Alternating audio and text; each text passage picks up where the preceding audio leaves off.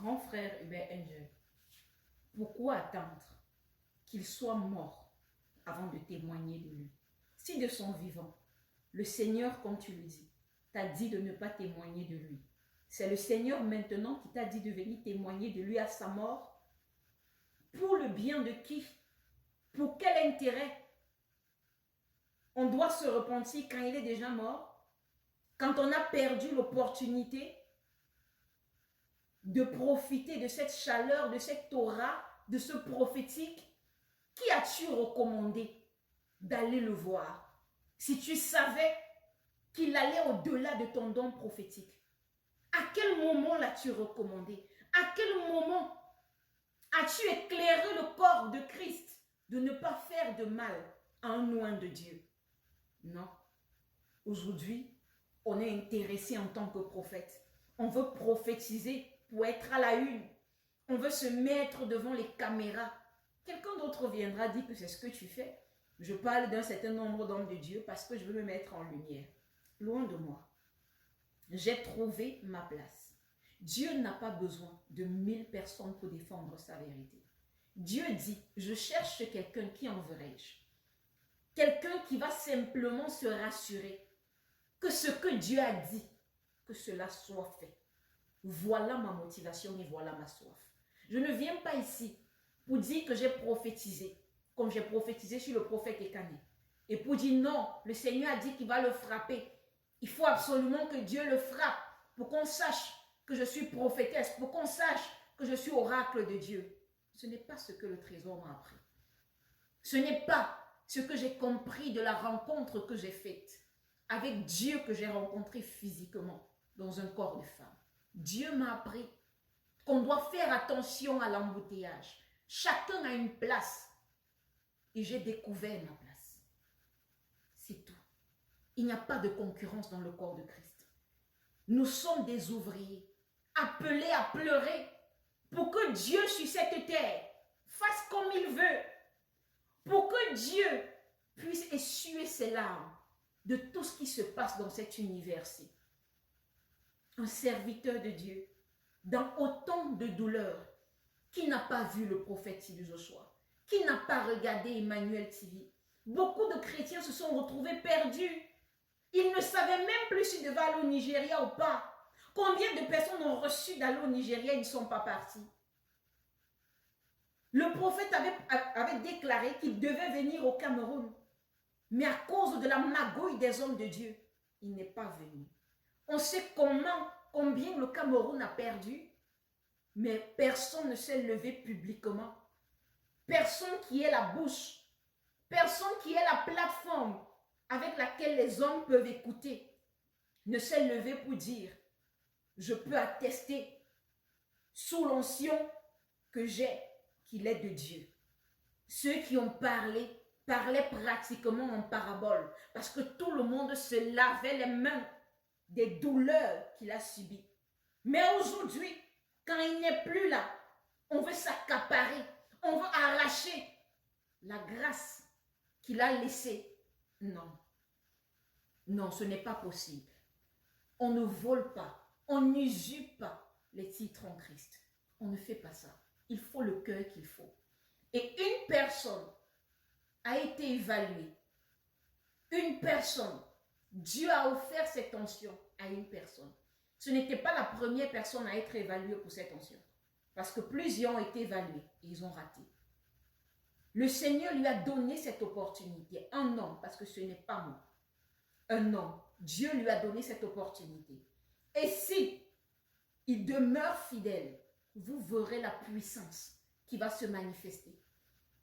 Parce que pourquoi on a un homme de Dieu qui de son vivant, son nom a fait autant de bruit. Il est mort, mais on ne fait que parler de lui. C'est parce que le mandat n'est pas terminé. C'est parce que la course n'est pas achevée. C'est parce que cette onction va encore faire des dégâts. Donc lorsque tu dis que cette onction-là te dépasse, prépare-toi à rencontrer donc quelqu'un qui va te dépasser. Et espérons que du vivant de cette personne, tu pourras reconnaître que lui qui a cette onction qui te dépasse aussi. Parce que c'est quoi la concurrence?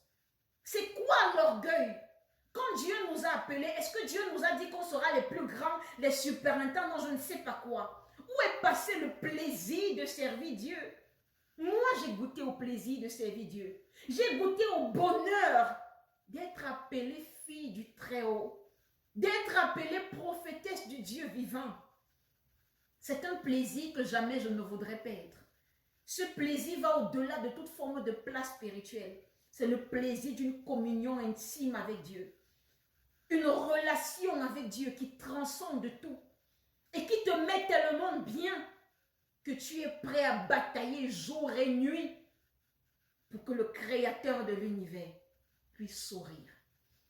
Tu ne cherches pas à dire je suis un tel, mais tu cherches à dire Majesté, est-ce que vous êtes satisfait? Mon Seigneur, est-ce que ce que vous voyez vous plaît? Parce que si ce que vous voyez ne vous plaît pas, envoyez-moi afin que ça puisse vous plaire. Qui est le prophète? Le prophète n'est-il pas une lumière qui nous éclaire dans les ténèbres? Nous étions dans les ténèbres pour ceux qui l'étaient, qui ne savaient pas qui était ce prophète qu'on appelait Tibi Joshua. C'est à ce moment-là qu'on avait besoin de la prophétie.